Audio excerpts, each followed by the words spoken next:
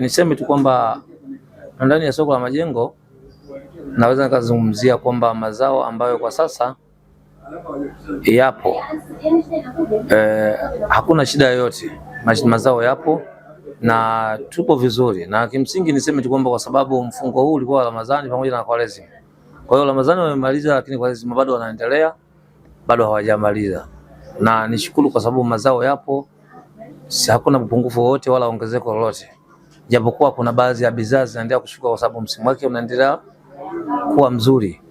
Kwa mfano tunapata shida sana upande wa ndizi laini, viazi vitamu, magimbi, mihogo ilikuwa ni changamoto sana, lakini mpaka sasa hivi vimeshakuwa vizuri, vinakuja ni vingi zaidi kuliko pale mwanzo. Kwa hiyo bei kidogo zimeshuka tofauti na zile ambazo tulianza nazo wakati wa mfungo, wakati unaanza zilikuwa juu sana kwa sababu kwa mali ghafi ilikuwa zipatikane kwa urahisi. Mimi nafikiri kwamba kwa mazao ambayo yapo kwa sasa hivi, yale yote ambayo yanahitaji matumizi ya futari, kwa hiyo uhitaji lazima umepungua kidogo na walaji wamepungua, lazima bei zifanyeje, zishuke kidogo. Wakati hapo nyuma tulikuwa wote tupo kwenye mfungo, kwa hiyo mahitaji yalikuwa ni makubwa zaidi.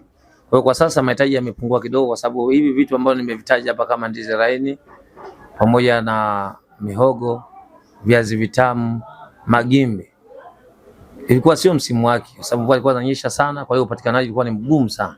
Kwa hiyo kwa sasa vimetengamaa. Kwa mfano viazi vitamu sasa hivi vimeshuka kidogo bei. Ukiangalia magimbi nayo yanapatikana kwa urahisi kwa sababu kidogo angalau mvua zimesimama kidogo, na wakati huo tunaenda kwa upande wa Dodoma huwa tunaangalia mvua kubwa huwa ni mwisho mwezi wa 3 na mazao tunaanza kuyala sasa.